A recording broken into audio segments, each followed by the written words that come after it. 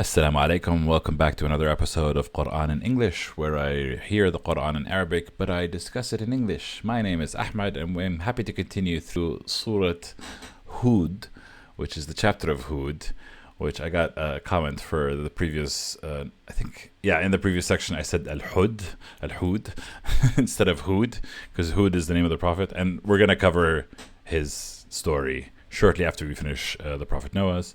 So thank you for those who watched and commented. And last week's episode had a couple of heartwarming comments, which I really, really appreciate. And it's very cool. It meant a lot to me. I was happy to share. So, happy to continue through the chapter of Hud and figure out who he is and who he belonged to and where we're going.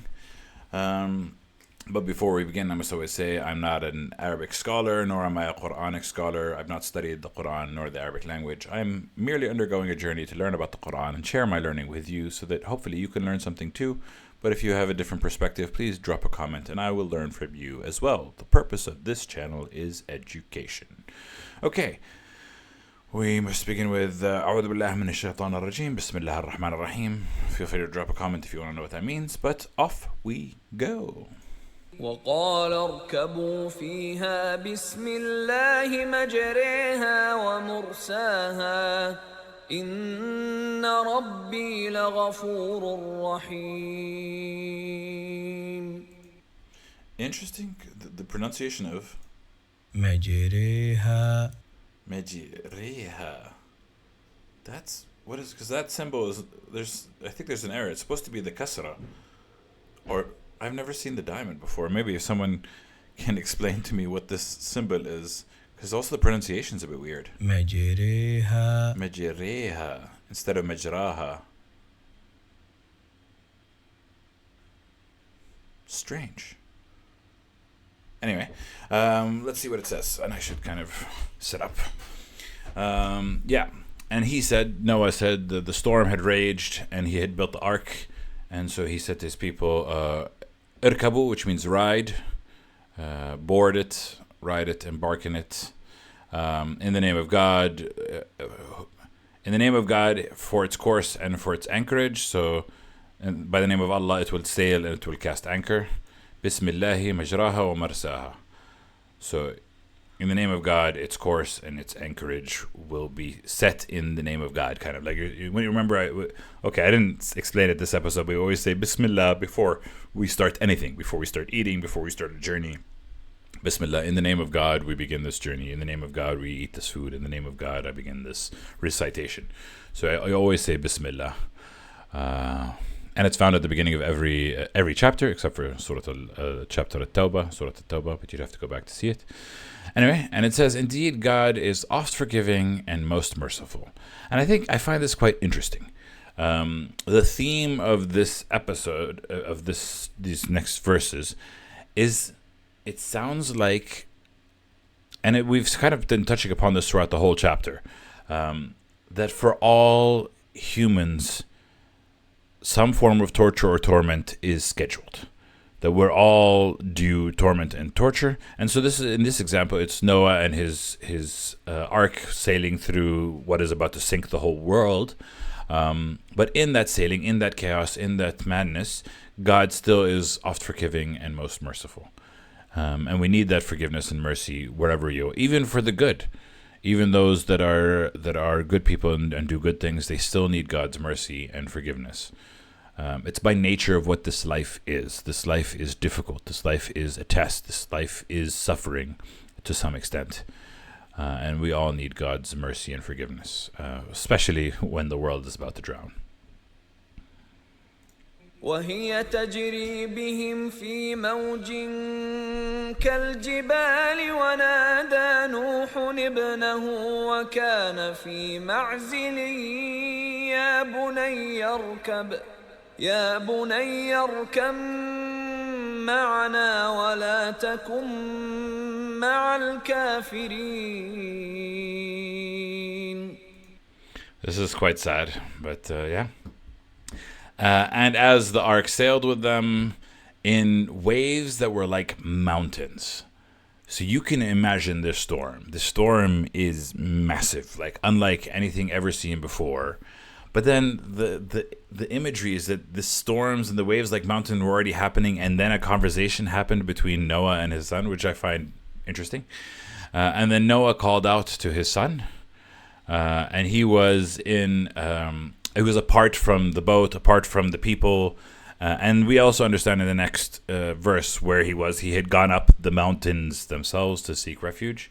So Noah called to his son, "Oh, my son, ride with us, come on board with us, and do not be with the disbelievers."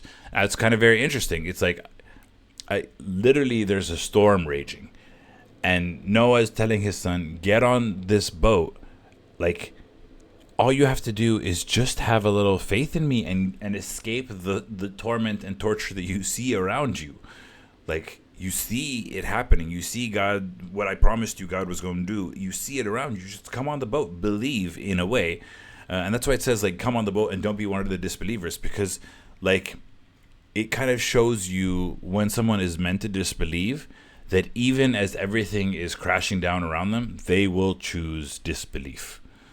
They will not believe. But we will see that in the next verse. قال سآوي إلى جبل يعصمني من الماء قال لا عاصم اليوم من أمر الله إلا من رحم وحال بينهما الموج فكان من المغرقين. Yeah. Quite sad, but yeah. So the son of Noah said, I will find shelter in the mountain. It will protect me from the water. So Noah said, there is no protector today from the command of God, except whom has his mercy. Whoever God shows mercy to will be protected, but everybody else who will have no protector. And it came between them the waves, again, the waves like mountains, this like a storm we've never seen before. So the son of Noah was among the drowned. And I mean, like, I think everyone can relate to this because we all have parents. But some people can relate to this more so because some people have children. And losing a child is a pain that is incomparable to anything out there in the world. So this is extremely, extremely sad as I read it. وقيل يا أرض ابلعي ماءك ويا سماء أقلعي وغيض الماء وقضي الأمر واستوت على الجودي وقيل بعدا للقوم الظالمين.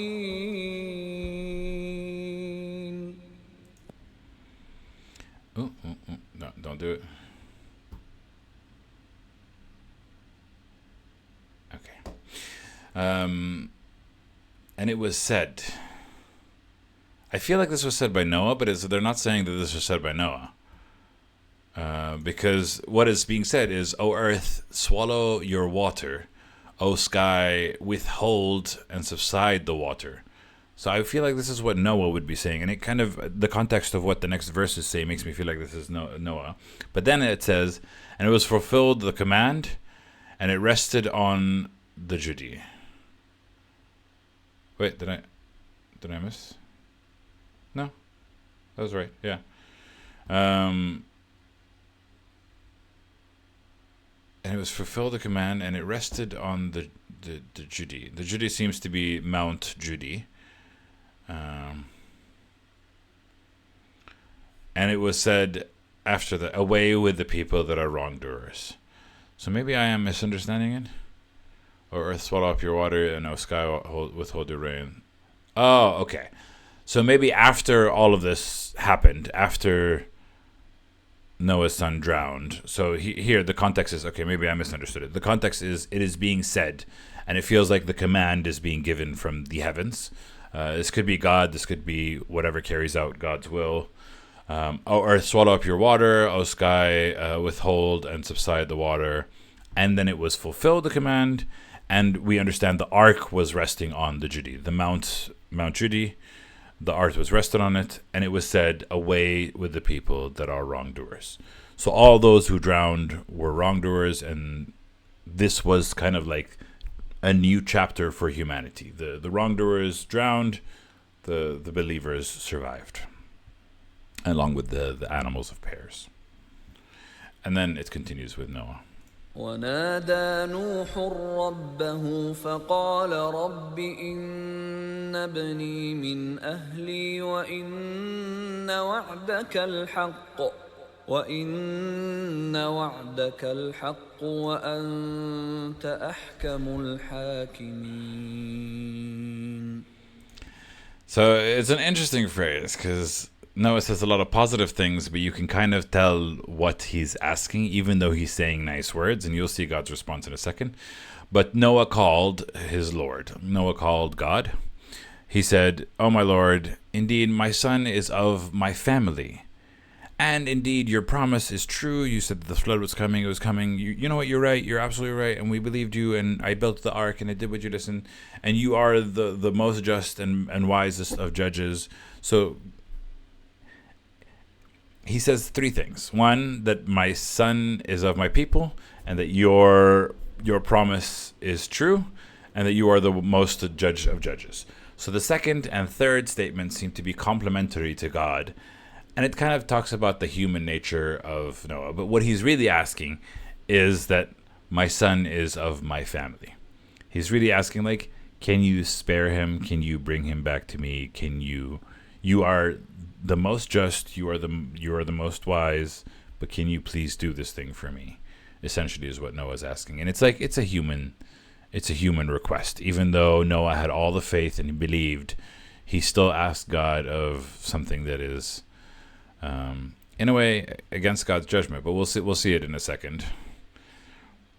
قال يا نوح إنه ليس من أهلك إنه عمل غير صالح فلا تسألني ما ليس لك به علم إني أعظك أن تكون من الجاهلين.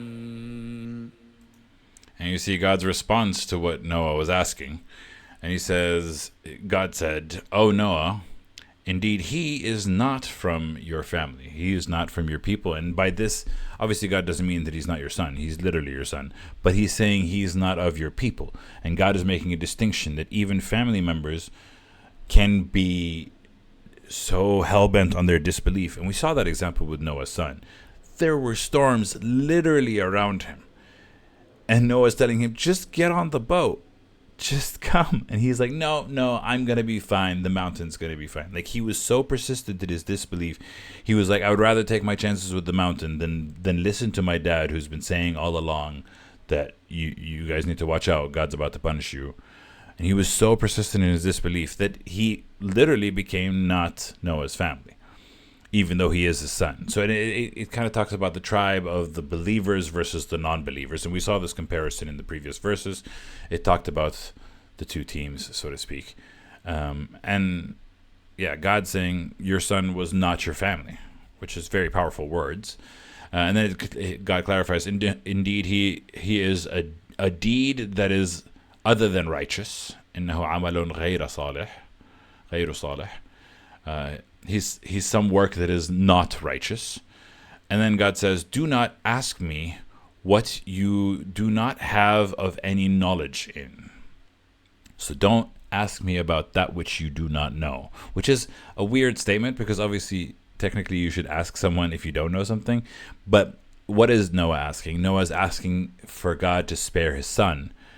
And essentially God's telling him, you don't know that this is bad people, and if I was to spare him, bad things would happen. So that's what Noah does not know. And then God says, indeed, I admonish you, I warn you, I like that, lest you be one of the ignorant. And again, it shows us this interaction between Noah and between God, and this back and forth. And even though Noah was a great man and a great prophet, he was still human, and he still loved his son, and it was still difficult for him to accept that his son was not good people, you know. So what's Noah's response? قال رب إني أعوذ بك أن أسألك ما ليس لي به علم وإلا تغفر لي وترحمني أكن من الخاسرين.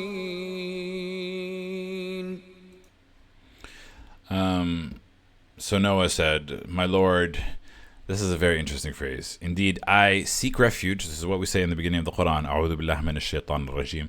I seek refuge in you. What am I seeking refuge from? I'm seeking refuge from me asking you what I do not have any knowledge in. So Noah's repeating what God is saying. He's saying, I know that I have no knowledge in this talk, and I'm asking you to help protect me from asking about this.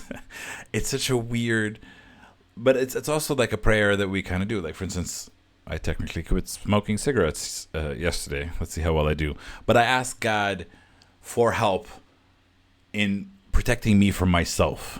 And that's kind of what I see Noah asking for. Like, you know, God, protect me from asking about that which I do not know. Don't make me be ignorant. Kind of, I need your help to protect me from me in a weird way. Unless you forgive me and you have mercy upon me, then I will be among the losers. And this is kind of the main theme of these sessions. Even as great as Noah is, he needs God's forgiveness and he needs God's mercy unless he becomes a part of the losers. And that's like, it ties us back to the concept of original sin, which I learned from Christians and I was struggling with in the beginning, but I think it makes sense. When we fell from heaven, when Adam and Eve disobeyed God, we were all born in sin. We were all born in following the choice of not listening to God. And this whole life is a test to how well can we believe, how well can we listen, how well can we ask for forgiveness. And we have to know that no matter how great we are, no matter how fantastic that we are, we need forgiveness. We need mercy. And without it, we will be of the losers. If Noah is saying that, you and I definitely have to say that. But that's kind of the main lesson. I just found it interesting that he's seeking refuge from God, from himself, from himself asking, which is very interesting. But I do that all the time. قيل يا نوح اهبط بسلام منا وبركات عليك وعلى ممن معك وأمم سنمتعهم ثم يمسهم منا عذاب أليم. It said, "Oh Noah, go down in peace from us, and blessings upon you and upon the nations from those with you." And again, it's not talking about the nations on the boat, but kind of the progeny and what's going to come as a result, the descendants. That makes sense. And other nations, we're going to grant them. Okay, so here's interesting because it says, "And other nations." It's not but to other nations. As for the others, we will grant them enjoyment. Then we will touch them from us with the torment that is painful. Is it separating the two?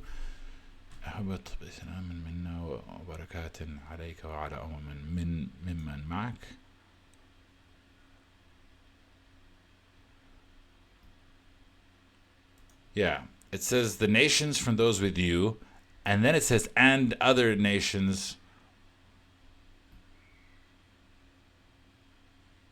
Yeah, if ironically, if there wasn't and, if it just continued umamun sunamati'ahum, it would be talking about the nations that he was talking about. But because there's an and, it seems to be a separation between the nations of Noah and the other nations. When I read this the first time, I didn't quite catch that difference.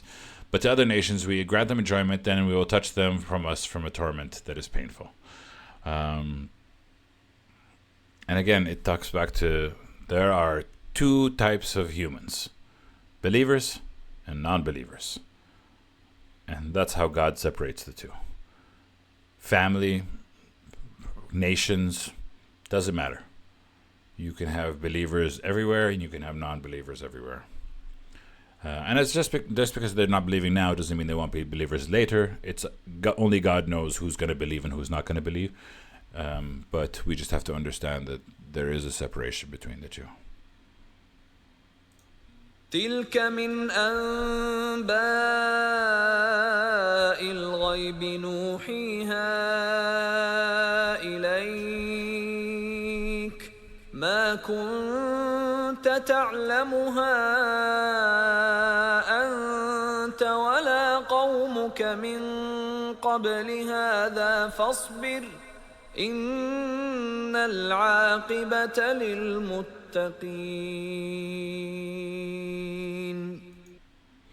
So here I think it's talking to the Prophet Muhammad, I believe. This is from the news of the unseen, which we reveal upon you, which also nuhiha ilayk has the word Nuh in it, Noah, but that's just a small side note I just find interesting. I don't think it means much.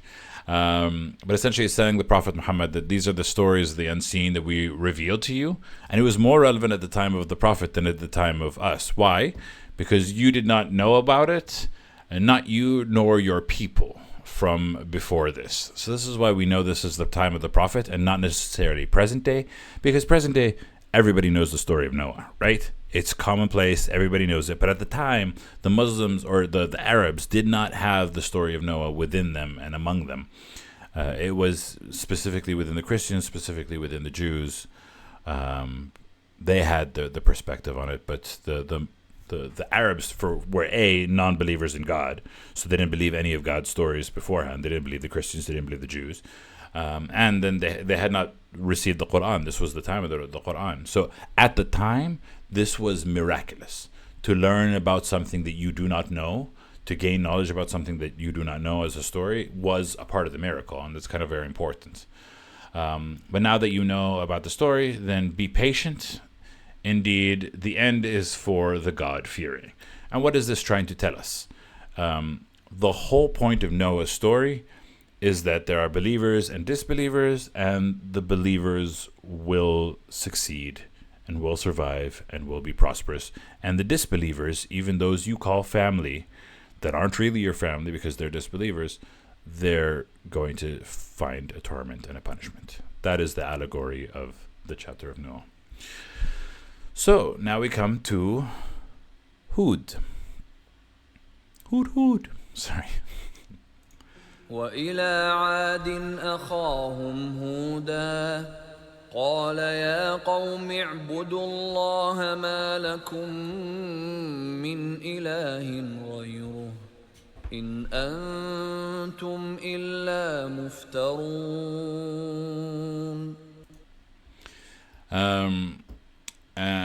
And to Ad is the name of the people of Ad. I think it's a place. We sent their brother Hud, which is the chapter, not Al-Hud. Hud is the chapter about this prophet Hud, who is also a messenger. And what did he say? Surprise, surprise. He said the same thing as every other prophet. He said, "O my people, worship only God. There is nobody for you except, there is no God for you other than him. There's only one God. And indeed you are only inventors." When you talk about the multiple gods out there, you are talking out of your behinds. You're making stuff up. You are, which again can be said about a lot of people that believe in these type of people as well, in these type of false idols and false gods. But surprise, surprise, Hud said the same thing as Noah, said the same thing as Abraham, said the same thing as Muhammad, said the same thing as Moses, said the same thing as Jesus. There's only one God, worship him. Very clear, very obvious. But do they do it? Dun dun dun. يا قوم لا أسألكم عليه أجرا إن أجري إلا على الذي فطرني أفلا تعقلون. And again, something that we see with all the prophets. We saw this with Noah, and we see this time again. My people, I do not ask of you on it any reward. I'm telling you there's only one God and you must worship him. And I'm not asking for a reward. I'm not asking for anything from you. Indeed, my reward is only upon the one who has created me. God will give me my reward. You don't need to give me nothing. So do you not use reason? Like, you guys, I mean, and you also have to kind of think about the time that they lived in, that whenever they put deities, they're like, oh, sacrifice a lamb, oh, worship, oh, give some money. Those who had gods and deities and represented were like, yeah, give me money and I'll pray to the god for you, you know. Whereas he was saying, Hud was saying, I don't want anything from you. I only want God's reward. I'm not here to ask you of anything other than to believe, because it's real. ويا قوم استغفروا ربكم ثم توبوا إليه يرسل السماء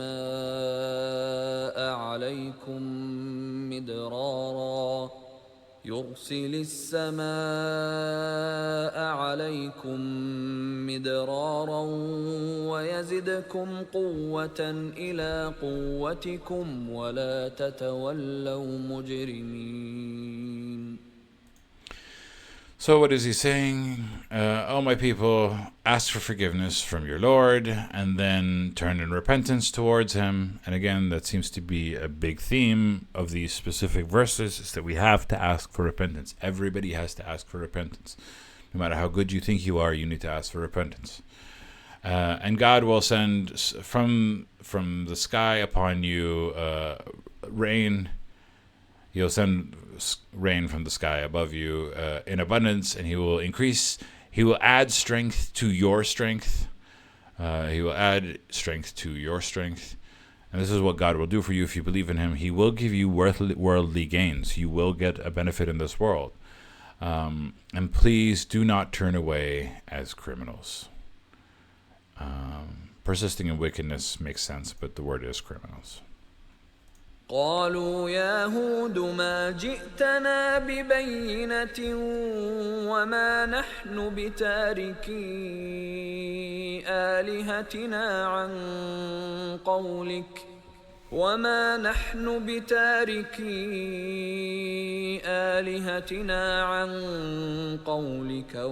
نحن لك بمؤمنين. Surprise, surprise. They said, oh, Hud, you have not brought to us any clear proofs. I have an interesting point to say about that in a second. And we will not leave our gods upon what you're saying, and we do not believe, and we are not believers in what you are saying. We are not in you believers, nor will we believe in you. So very clearly, the people of Ad rejected Hud and said, "You didn't give us enough clear proofs, and we reject you." The reason why I find it very interesting about clear proofs is there's another chapter in the Quran, and we covered it during Ramadan when I did the short verses at the end. It's called Al-Bayyana. You have to kind of see. Actually, let's kind of see which one it is. It's one of the last ones that we did. Yeah, Al-Bayyana, chapter 98. So you can search it from my YouTube channel. It's essentially, the gist of it is that the people of the book didn't differ until it came to them the clear proof. And what's understood in that verse is that the Quran is the clear proof. But I have a feeling there's more to learn about that in the future. And what does it mean to have a clear proof? And it's very interesting that here they're saying that you did not bring us a clear proof. Now, that can mean one of two things. That can mean that Hud did come with proof and they rejected it, or that Hud did not come with a proof. We don't know. We just know that they said you didn't come with a clear proof. And that's all that we and what is a clear proof? Is the Quran a clear proof? For some, it is clear. For those who believe in it, it's clear. For those who don't believe in it, it's not clear at all. So is that a clear proof? I don't know. It's hard to argue. What is a clear proof? It's a very philosophical question. إن نقول إلا اعتراك بعض آلهتنا بسوء قال إني أشهد الله واشهدوا أني بريء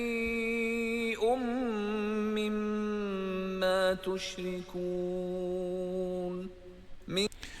So what did they say? They said, we only say, it seems that it has seized you, some of our gods, with evil. So some of our gods saw that you were arrogant, disbelieving, you're claiming that there's only one God, you're not believing in them. So one of our gods has clearly infected you, and this is what's wrong with you. So then Hud said, I call God to witness, and you bear witness that I am innocent of what you associate. So I mean, calling God to witness, again, he believes in God, they don't believe in God, so it's kind of hard for them to accept. But he also calls them. He's like, you should see, I am innocent of what you associate. I'm innocent of those fake gods that you prove.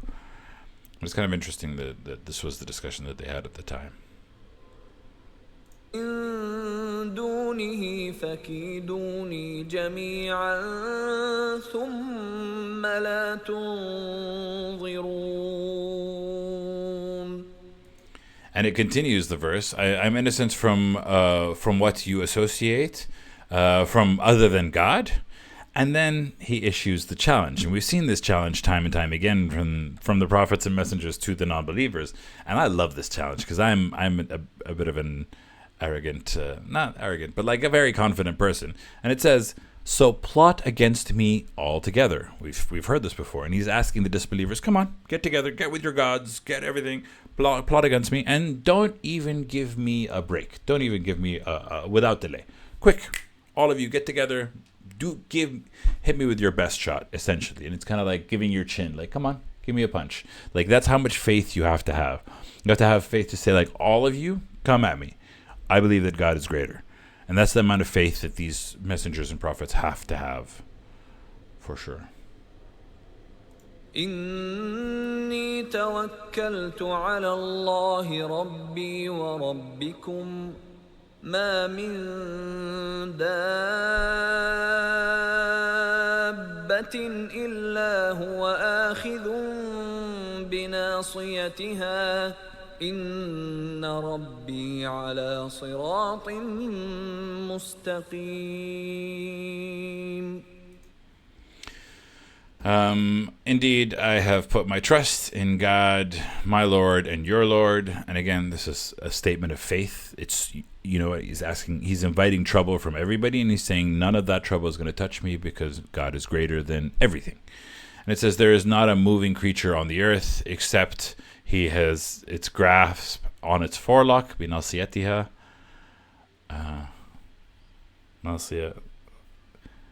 Its forelock. It's like the nasiya, I was told, is like the hair at the top of his head. So here the description is that God has every moving creature. God has a grasp upon its head. Like it's like they're like pawns for him to move and do whatever he wills with. Everything belongs to God, even the disbelievers. And indeed, my Lord is upon the path that is straight. Surely my Lord's way is perfect and just. My Lord being God, my God.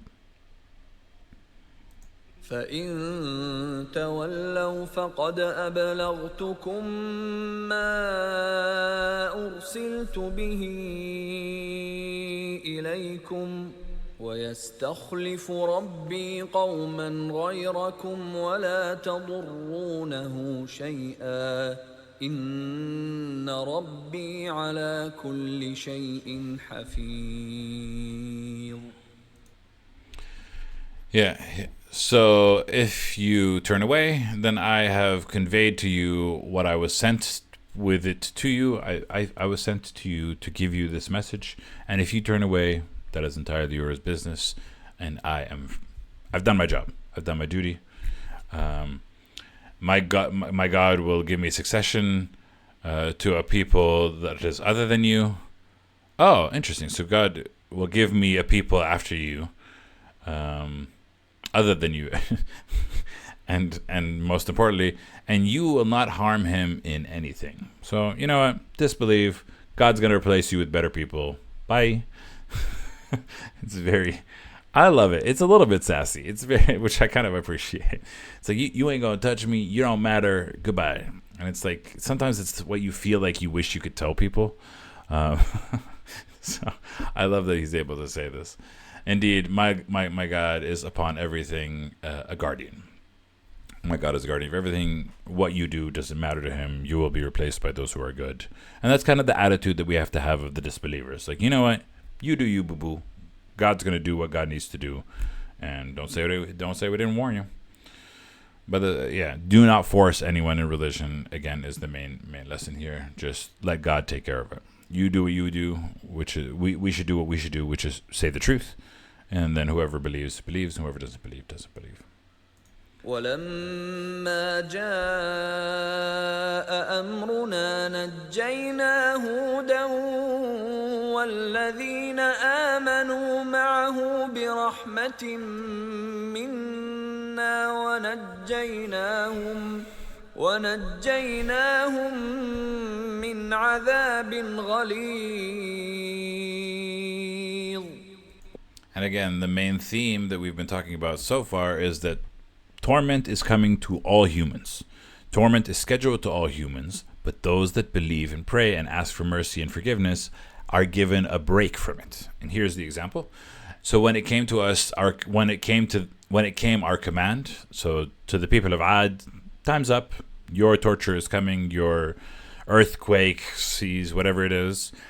We saved Hud and those who believed with him by a mercy from us, and we saved them from a punishment that is severe, which means what? The punishment that was severe was coming to them, and only through their belief and repentance and asking for God's mercy did they get spared. And that in lies the lesson of these chapters. We all have torment coming to us. Life is hard. Your life is not about, we're not in heaven. We're not about things working out. Whatever you are, if you are alive, you can get sick. If you have loved ones, they can die. If you have a job, you can lose it. If you have children, you can lose them. There's always something negative that's going to come your way, and you must always ask for repentance and mercy. That is the nature of how we get back into God's graces. And if we do it enough and correctly, then we can get back into heaven. We are currently damned. And that's why we must continuously pray and continuously ask for forgiveness and continuously ask for mercy. Because none of us are immune from a punishment that is severe. So, and even those who kind of pray and ask for repentance, that doesn't mean bad things won't happen to you. But it means when the bad things do happen to you, you have a perspective on it that is different. You're able to accept it a lot better. You are able to understand that this is a part of life and that life is suffering. And when that happens to you, you will be at a lot more peace than someone who does not ask for forgiveness, for example. وتلك عاد جحدوا بآيات ربهم وعصوا رسله واتبعوا أمر كل جبار عنيد. And that was the story of Ad, the people of Hud. They rejected, it's also such a strong word, jahadu, like they kind of completely revolted against it. It was such a rejection. It's such a angry rejection of the signs of their God. So again, they were given signs. They were given a clear proof, is what this is saying. Whether it's in terms of verses or in terms of signs, they were given something. And they disobeyed his messengers. Also, it feels like there were more than one messenger. Interesting. And they followed the command of every tyrant that was stubborn and obstinate. If you want to be stubborn in your disbelief, you absolutely can. Like Noah's son, you can choose disbelief, even though literally the sky is about to eat you up, and you can be stubborn in your disbelief. And that's the parallel between Noah's story and Ad's story. وأتبعوا في هذه الدنيا لعنة ويوم القيامة ألا إن عادا كفروا ربهم ألا بعدا لعاد قوم هود.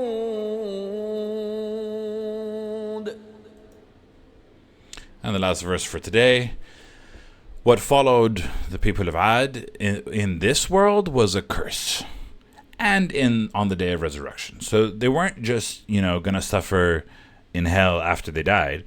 They were also going to be cursed in this world too. So there's a double punishment. There's an earthly punishment and an afterlife punishment. Obviously, the afterlife punishment is a lot worse than this earthly punishment, because this earthly punishment is temporary, but the afterlife, she forever. And this is something that for instance, I struggle with the people that are perpetuating a lot of death, destruction, and starvation of children and denial of humans. Like I want the earthly curse more than the afterlife curse, but I guess that's because I'm a little bit immature and the understanding of forever hasn't really settled in my soul. And so I still see the world around me and go like, no, I want this world to be better and this world to them to get punishment. So it's kind of an immaturity on my part. But God's saying that he will curse them in this world and on the day of the resurrection. It was talking about Ad, but it's also a parable for future disbelievers. And then here it goes, no doubt that Ad, Ala and Ad disbelieved in their Lord, and no doubt from away is Ad, the people of Hud. So it's kind of like it does Ala twice. Ala and Ad kafaru rabbahum. Ala bu'dan li'adin qawmi Hud. So it's like, yes, no doubt that they disbelieved their Lord, and no doubt we have separated the Ad, the people of Hud. So it kind of like also separated them in terms of as a sign for all people to be like, don't be like the people of Ad. So they are quite terrible. Cool. That's it for today. Thank you for watching. We always end with Sadaq Allahu al-Ali al-Azim. Again, I will explain it if you wish to know. But thank you for watching. I appreciate you, and I will catch you next time. Ma salame. Bye.